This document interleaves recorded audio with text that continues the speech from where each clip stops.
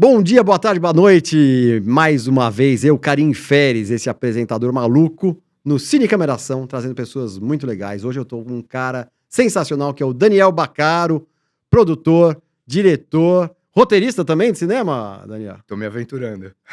Seja bem-vindo. Obrigado, Karim. Prazer estar aqui, cara. Me conta aí como que você começou a se aventurar nessa área de cinema. Assim, eu volto um pouco na minha infância, né? Ah, Acho que tem um quadro...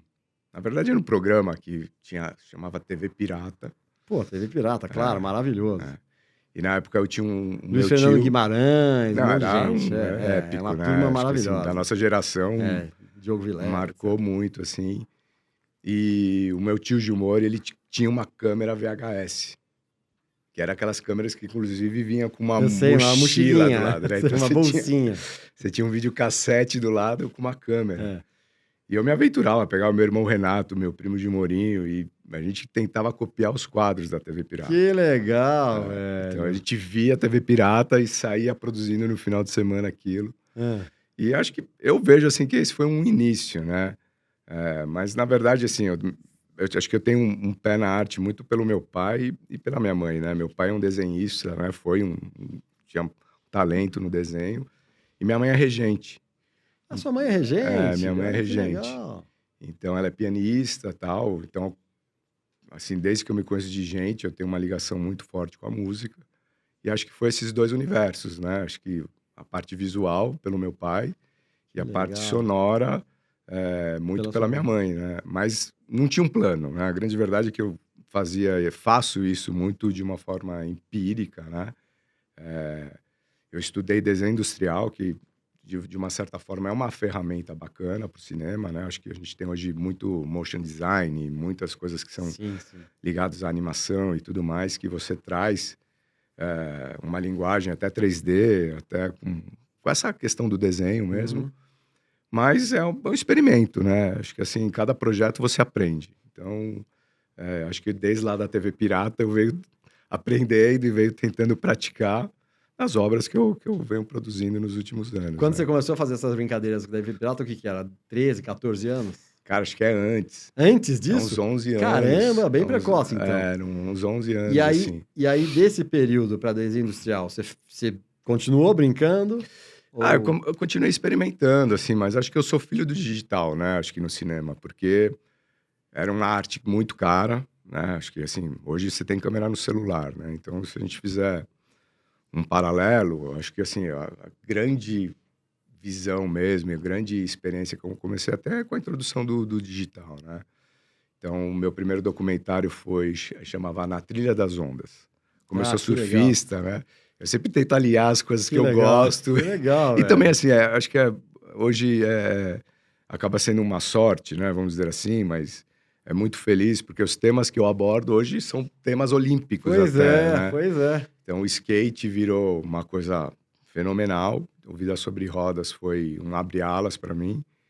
Vida Sobre Rodas é um filme que você me conta um pouco como foi a ideia, porque assim, o Vida Sobre Rodas ele tomou uma dimensão gigante, né? A Disney entrou, me conta tudo. Eu tinha feito 2 documentários, que é esse Na Trilha das Ondas. Na Trilha das Ondas você tinha quantos anos? Eu tinha, acho que 24, 25 anos. Tinha acabado de se formar em desenho industrial, e aí como é que foi? Como é que pintou? Eu peguei, foi um grupo de amigos surfistas. É mesmo? Aí um dia eu falei, um amigo meu, o Márcio, apareceu com umas câmeras lá, 3 CCD, 1 CCD, mais meu ex-sócio, Jean Paulo. A gente, vamos pra Indonésia, vamos fazer um documentário, né? Eu falei, eu dirijo, né? Então um produziu, o outro fez isso. Então foi um grupo de 6 amigos, a gente ficou um mês lá, filmando. Isso até é antes de canal off, né? Hoje você vê muitas pessoas fazendo isso, né? Com as redes sociais, o próprio canal off, o Ru, você tem uma vocação dessa.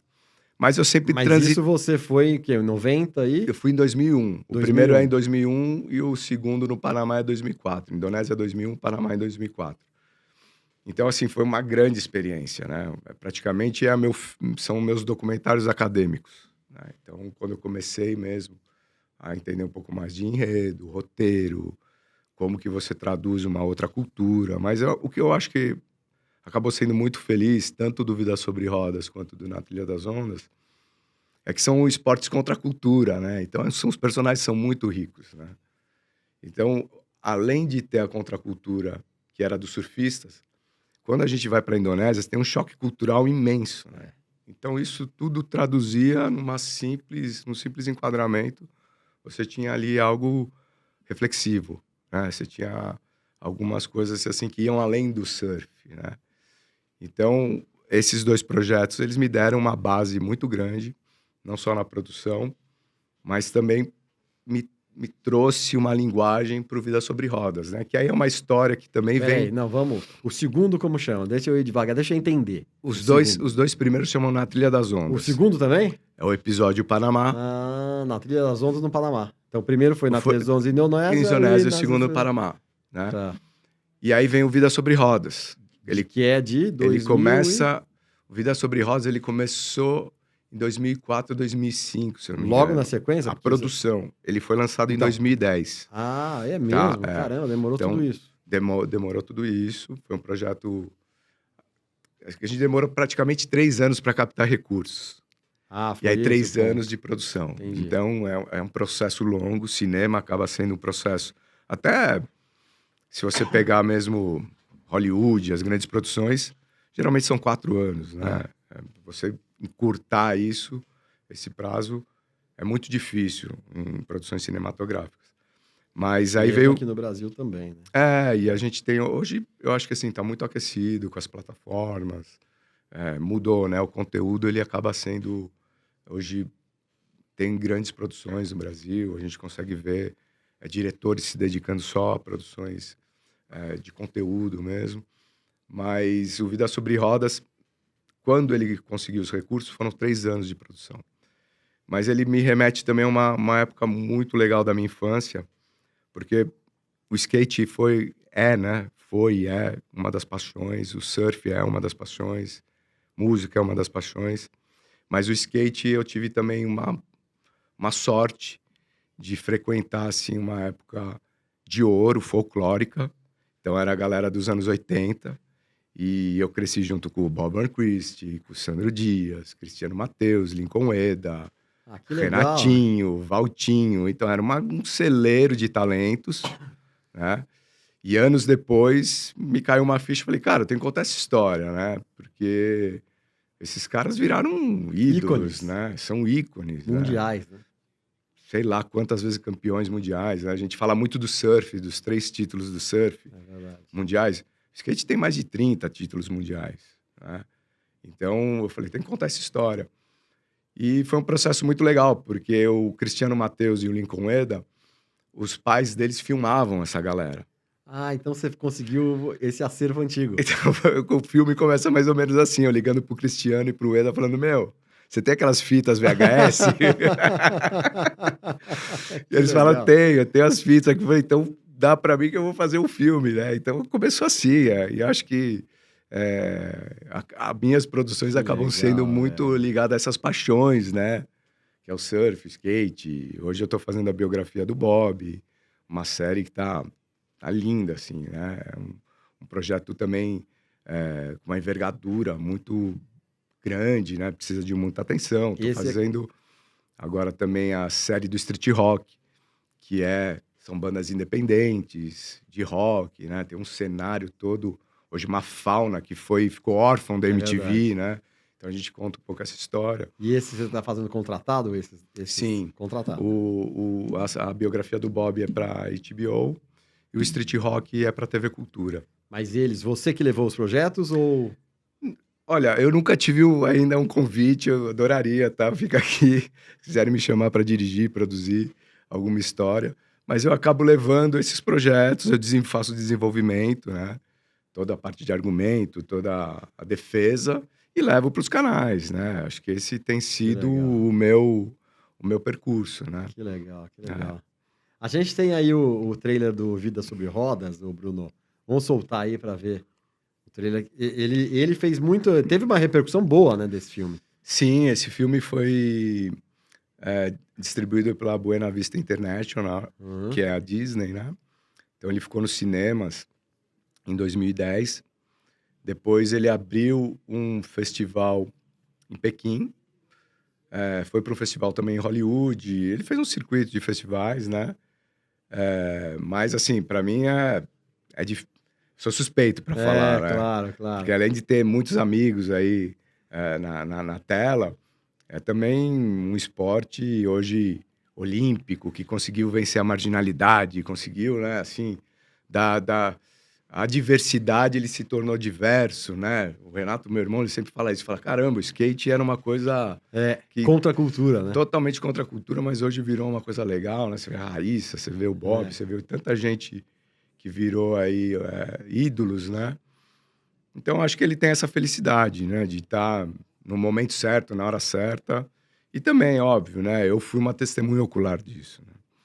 Então, eu tentei traduzir todo esse folclore que tinha no skate, nas gangues, o Tron, Beto or Die, uns nomes que são, assim, até hoje ecoam, né? Icônicos, né? Nessa comunidade. Eu já tinha visto esse filme. E assim, eu imaginei que a pessoa fosse de fora, a pessoa que estava entrevistando eles. Né? Não sei porquê, eu achei que fosse de fora, sabe? Então, mas eu, nos meus documentários, eu uso um entrevistador. E no caso aqui, as entrevistas são feitas, às vezes, feitas em conjuntos, mas eu sempre gosto de viver a realidade cinematográfica. Então eu coloco um fone. Você não fica ali, entendi. Você prefere. E eu faço uma preparação muito, muito, muito profunda, assim, antes de botar alguém na frente da câmera. Que legal. Então eu já tento visualizar como é uma história que, de certa forma, eu acompanhei de perto. Então você consegue ter essa narrativa já definida. Você vai descobrindo muitas coisas, né? Uma das curiosidades, por exemplo, o Tron é meu amigo, né? Adoro ele e tal. Mas ele tem uma história que conta no Vida Sobre Rodas, que ele comeu um cogumelo, que ele tinha machucado o pé, aí ele viu um cogumelo lá num sítio, e aí ele comeu esse cogumelo e tinha um campeonato que era o Campeonato Brasileiro. Isso não estava no roteiro. Como é que é? Como é que é? Ele comeu, ele machucou o pé, ele se machucou, né? cogumelo. Ele se machucou andando de skate e chamava Country Club, em Guaratinguetá, que era uma pista super tradicional, e lá havia o Campeonato Brasileiro. Se eu não me engano, era o primeiro Campeonato Brasileiro. E o Tron se machucou. E aí ele indo pro chalé dele, ele viu um cogumelo. Ele falou, pô, vou comer esse cogumelo. E ele comeu o cogumelo e ficou muito doido lá com o cogumelo. E acabou passando a dor do pé dele, ele voltou e foi o campeão brasileiro de street. Você tá brincando. Então, a gente conta essa história no Vida Sobre Rodas e assim, isso foge do roteiro, né? E acaba sendo muito legal nos dias de hoje, isso porque demonstra a essência do skatista, né? Essa coisa de contracultura, de tentar... Existe sim o esporte, a competição, mas tem todo um outro lado, né, do skate que vem dessa época e também a gente foi muito colonizado pelos americanos, né? Tony Hawk, Christian Rossoy, todas as marcas que vinham e invadiam aqui o Brasil. Bom, né? naquela época, né? Mas assim, o Vida Sobre Rodas, ele é uma obra que, quanto mais vai passando o tempo, mais eu gosto, né? Porque eu já assisti tanto. Claro, né? Claro. Então, às vezes, esse afastamento acaba trazendo toda essa nostalgia. E você falou assim, isso foge do roteiro, mas você tá sujeito a várias, porque você vai entrevistar os caras, não dá pra você, eles vão narrar do jeito deles. A beleza do documentário é essa, né? Pois você dá a voz para as outras pessoas, né? E eles chamam de obra one script, né? Sem roteiro. E isso, às vezes, é desespero dos montadores, porque você vai experimentando esse quebra-cabeça, né? Aí na hora, no final, né? Então, mas assim, foi um processo longo de montagem. Quem montou foi o William Dias, um cara que conhece muito de documentário. E ele trouxe muita luz pro filme, né? Porque ele conseguiu ir decantando essas ideias. E aí ele falou assim para mim no primeiro dia: você gosta de esquiar? Eu falei, não, eu gosto de surfar. Ele falou, então vai surfar e volta daqui 1 mês. Mas aí, você deixou o cara fazer o trabalho dele? Deixei. Eu voltei daqui 1 mês e a coisa tenso. Mas ficou tenso, mas né? foi uma relação muito legal, assim, com ele, né? Tipo, foi uma troca muito boa. E é engraçado, porque às vezes esse afastamento... Eu tô nesse momento agora da série do Bob, que assim, imagina... Material que chegou a 70 teras de acervo. A gente conseguiu mais de 115 colaboradores. Então, imagem que veio do mundo inteiro. E chega uma hora que você tá... Eu acordo, tipo, encontro o Bob e falo, caramba, todo dia eu acordo pensando em você, né? Na série e tudo mais. Então, é um mergulho muito profundo.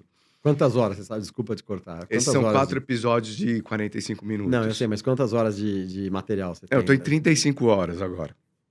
E eu preciso chegar em 3 horas. Putz! Reduzir 10 então, esse afastamento, às vezes, é a solução, né? O problema vira a solução. E é onde você consegue encontrar mesmo, né? Esse fio condutor, né? Como que você vai contar essa história. E no caso do Vida Sobre Rodas, isso foi muito feliz, essa escolha do William, porque ele trouxe essa maturidade. E ele ajudou realmente a refletir o que eu acho que é o comportamento que tinha na época e esse folclore que tinha na época do skate, né? O skate, sei lá, se tinha 10 mil pessoas que praticavam nos anos 80, hoje passam de 10 milhões. Então era um grupo muito unido. Todo mundo se conhecia, né? Apesar de ter as disputas e tudo mais, mas é um grupo que até hoje é muito unido, né? Que legal, né? E o Vida Sobre Rodas acho que traduz um pouco disso. E como que a Disney entrou? Como que foi essa... A Disney, ela entrou com uma coprodução, que era um selo chamado Mira Vista, e a distribuição da Buena Vista International. Então, existem as leis de incentivos, que eles fazem aporte para produções nacionais. Então, a Disney passou a fazer esse aporte, sendo uma produção deles, através dessas renúncias fiscais, né? Então, assim, um pouco complexo. Eu ainda entendo muito bem isso, como é feito, né, legalmente. Mas a Disney é uma coprodutora do Vida Sobre Rodas, né? Legal, assinado no Vida Sobre Rodas com o selo Mira Vista. Mira Vista. Mira Vista. Legal, se eu não me engano, era um selo que cuidava de todas as produções da América Latina. E agora você tá nesse seriado do Bob, que você já pegou todo o material, já tá na fase de pós-produção. De pós-produção. E qual outro que você falou? O Street Rock. Que é sobre bandas? São bandas. Isso, são 13 episódios que contam a história de 10 bandas independentes. Então é muito legal, assim, que eu chamo dos órfãos da MTV, né? Que são bandas que às vezes têm 30 anos de estrada, e aí eu sempre fico me perguntando, né? Pô, esse cara, o que movimenta ele, né? Qual que é esse combustível para ficar 30 anos, tem 4, 5 discos gravados, tem ali uma legião de fãs, né? Então, são essas histórias que eu quero trazer com o Street Rock. Tipo qual? Já tem alguma? Dá pra falar? Ou é melhor não, por enquanto? Assim, tem algumas, mas eu tá vou segurar um pouquinho. Já tem 8 bandas, assim, já em contratação, pré-selecionadas. E a gente começa as gravações agora. Que legal. Vai começar as gravações agora. E como que foi o cinema na sua vida? O cinema como consumidor? Você consumiu muito cinema? Cara, eu assisto pelo menos 2 filmes por dia. 2 filmes por dia? Mas você se obriga ou como é que é isso? Sim, tipo, de manhã eu coloco um filme pra assistir, vou acordando. Aí pra dormir, mais um filme. Hoje eu assisto muita série, eu gosto de reality show pra caramba. Você gosta de reality show? Acho que eu tô ficando velho, então começo a botar as coisas mais leves, né? Tem que assistir um American Gangster, assim, tem que assistir ele 4 da tarde, né? Pra você poder diluir.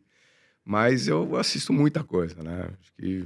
Eu tive uma professora na faculdade que ela falava, assiste muita televisão, porque isso é o teu melhor estudo. Olha, que louco. Então, eu gosto de ver, assim, muitos tipos de programas. Eu acho legal as plataformas que elas deram uma diversificada, né? Então, você vê filme da Índia, da China, séries, assim. Então, acaba sendo uma maneira de você consumir outras culturas, né? É muito legal. Então, acho que eu acho que as plataformas hoje elas conseguem traduzir de uma forma um pouco mais profunda o que você tem nas redes sociais. Verdade. Verdade. Então eu tô um pouco ligado nesse movimento. Você mencionou o American Gangster. Seria você diria que é o filme preferido? Seu filme preferido? É difícil falar filme preferido. É difícil falar porque também acho que o filme tem muito a ver com a tua época, né? O que você tá passando, né? Tem filme que... Eu gostava daquele filme quando eu era mais novo, O Fio da Navalha. Achava a história do cara... assim, Com o Bill Murray. Com o Bill Murray. E aí, tipo, transformadora a história, reflexiva, Ele né? vai pra França. Hoje eu acho um puta drama, eu assisto assim, ai, caramba, acho um drama. Mas Porque você tá ficando velho. tô ficando velho. Aí a gente começa a assistir o Brasil pelo visto de cima, né? Você começa a assistir umas coisas mais light. Exatamente. Esse, aliás, é muito legal. Muito legal, mas... Assim, tem muitos filmes que eu gosto, né? Acho que Ridley Scott, com certeza, é um dos grandes diretores, assim, pra mim. Mas é difícil falar de um filme. Né? É difícil, é difícil. Mas então, é difícil, mas vamos falar, assim, uma gama de filmes, né? Você tem um gênero preferido? Não. Também não. Não, Se fosse falar assim, fala o filme preferido de máfia, Poderoso Chefão, tá aí, The Godfather. É difícil, ele passou sei lá quantos anos e ainda continua sendo atual pra caramba. É que esse é ícone, né? Tem filmes que são ícones, né? São vários, né? Assim, acho que é uma arte que é muito bem representada, né? Se você for ver. Você pegar Spielberg, tem belíssimos filmes de Spielberg. Ele consegue pegar plateias de todas as idades, assim, de todos os gêneros. Isso é louco, né? Em todos os gêneros, né? Ele já trafegou em todos os gêneros Todos, e prima em assim, todos, né? Em todos. E é também fotógrafo, né? Um cara que tem olhar, muito essa coisa da imagem. A lista de Schindler fica bem evidente, né? Como ele tem Eu gosto muito do Ron Howard também. Ron Howard, legal. Acho legal, ele conta umas biografias assim também. O irmão do John Boy. Lembra disso? Lembra? Os Waltons. Boa noite, John Boy. Você não lembra disso? Não lembro mais disso, novo, cara. mais novo. Os Waltons, um seriado da década de... Ele era o irmão mais novo. Eu sei que ele tem uma carreira como ator. No comecinho. O pai dele também vem do cinema, né? Sim. E a filha dele agora tá dirigindo, né? É? A Bryce Dallas Howard. Legal, cara. Ela fez também, ela era atriz e agora tá dirigindo. Que legal. Hollywood começa na escola teatro e vai até... É isso. Acho que os Estados Unidos inteiro isso, né? É legal demais. O cinema nacional, eu vou voltar, vou ir voltando. Atores, vamos falar de atores e atrizes internacionais e nacionais também. Quero saber da sua eu acho que, posição acho aqui. que também atriz e ator é assim, uma coisa pra mim que depende do papel. Não, mas eu quero exatamente isso. O ator que, Robert De Niro faz todos os papéis. Então, aí eu vou falar o Pacino, Robert De Niro, Então. vou falar que Jack Nixon, entendeu? Mas assim, Meryl Streep. Você pega a Dúvida, por exemplo, a Meryl Streep também faz tudo, né? Faz tudo. Dúvida com o Philip Seymour Hoffman, um cara pena que morreu. Morreu cedo. E é engraçado, porque Dúvida, pra mim, ele tem um negócio que a mensagem é tão atual, porque, trazendo um pouco paralelo com as redes sociais, que ele fala muito de consciência, né, esse filme, né? Ele fala muito de consciência. Tem um sermão dele que ele fala que você colocar as coisas e defamar os outros é como se fosse um travesseiro de pena de ganso. Ele dá esse sermão no filme. Você joga ele e o vento leva. E depois você não consegue. Eu acho que ele é muito atual para as redes sociais, esse filme, né? As pessoas talvez não fazem essa associação, mas é isso. Não fazem ideia do estrago. Mas hoje, para mim, é um filme que ele... Lógico, 2 grandes atores, né?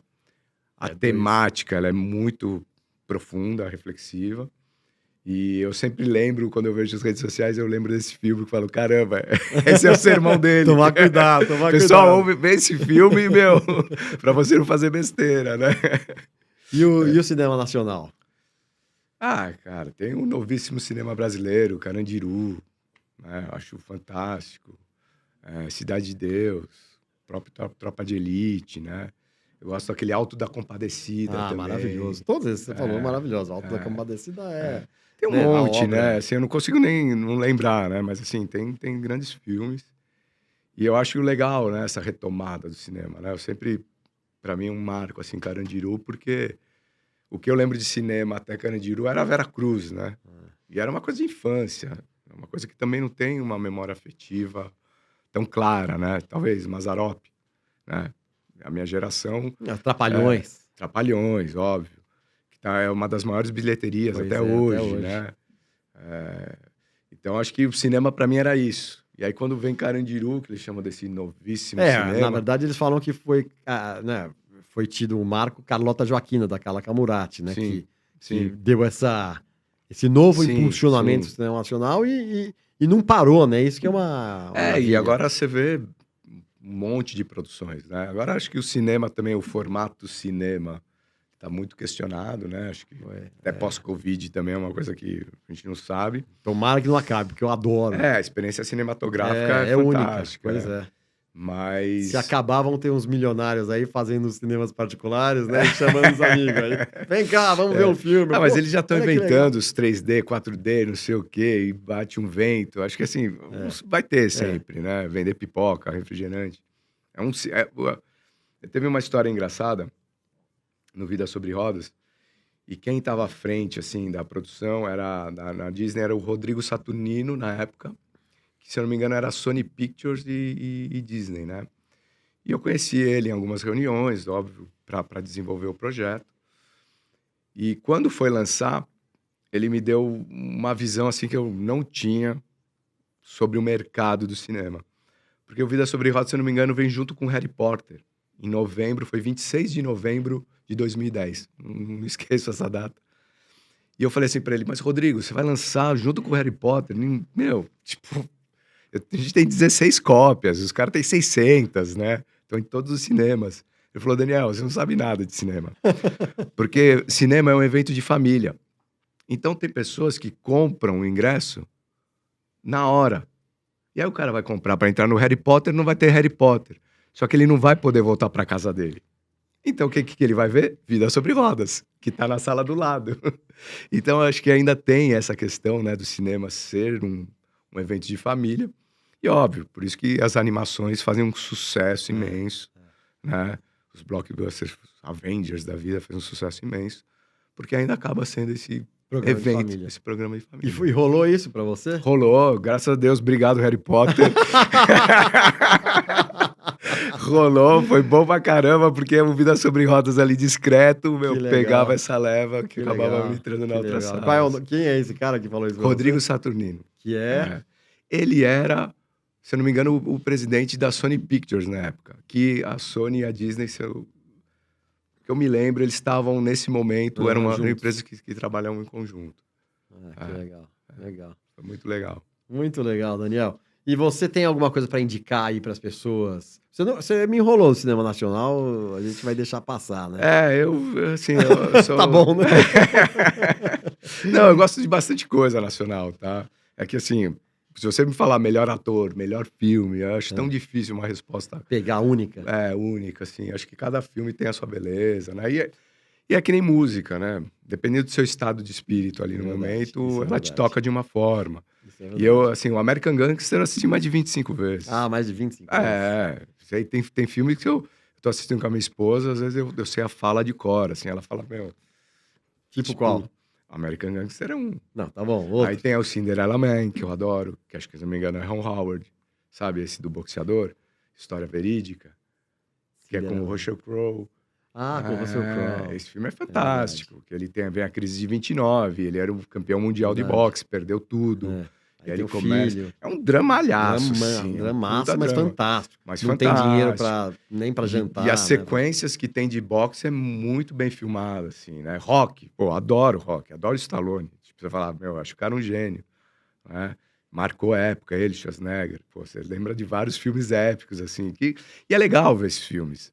Hoje eu gosto desses filmes antigos, porque, de uma certa forma, é saudosista, né? Uma coisa nostálgica. O Stallone, o trabalho dele como ator talvez deixe um pouco, mas é um gênio, porque o que ele fez, né? O Rock... A história do Rock... Acabou, ele podia ter parado ali, podia não ter feito mais nenhum filme. E ele tentou... Ele vendeu o cachorro para fazer o filme, né? Você começa a ver as histórias que aconteceu na produção. Levou não sei quantos nãos, levou para todas as produtoras possíveis. E é até engraçado, porque você passa a ter um senso crítico quando você produz e dirige filme, e você passa a ter um senso crítico quando você é apenas a audiência, né? Então, hoje, quando eu falo muito de filmes, você me pergunta cinema nacional, internacional e tal, eu também levo muito em questão o como foi produzir aquilo. Porque, às vezes, a gente só olha a obra, né? Você só olha o que está na tela, mas você não sabe o que as pessoas passaram para fazer isso. Então, você pega a história do Rock, ele deixou de vender o roteiro, sei lá, 3 vezes, porque ele falou, eu sou o ator, né? E você convencer um grande estúdio, meu, que você é um ator sem ter feito nada. Exatamente. Cara, essa história já merecia um filme disso, né? Aliás, não sei como nunca ninguém fez, né? Uma das de umas séries que eu assisti que é muito legal é aquela The Offer. É The Offer, que conta a história do The Godfather, do Poderoso Chefão. Você já viu essa? Não. No Amazon. Então, assiste. Você tá com a camiseta, assiste hoje. São 9 episódios. Ele é a visão do produtor do Poderoso Chefão. Que legal. No filme, como foi produzir o filme. Então, mostra ele lidando com o sindicato, mostra ele lidando com os atores, mostra ele lidando com o Coppola. É fantástico. Então, assim, você passa a ter até um olhar diferente do filme quando você vê o que a equipe passou para produzir esse filme, né? Então, é muito legal. Uma das coisas mais legais que eu assisti ultimamente foi essa série. Então vamos né? Normalmente eu peço Fica a minha dica. Falar. Pois é, fica a sua dica para um filme que eu não vi, na verdade não é um filme, é uma série do Amazon, se eu não me engano. The Offer. Deve estar no Amazon. Eu, que, puta, não sei como eu não vivo, também vou chegar em casa, vou ver hoje. Maravilhoso. Obrigado, Daniel Baccaro. Obrigado você. Dono, fundador da Goma Filmes. Isso aí. Né? Vida sobre rodas e agora novos projetos aí. Isso. Né? Obrigado, Carinho. Obrigado você, valeu. Se você gostou dessa entrevista, vejam outras aí, indicações, e dê os seus comentários, façam as suas observações.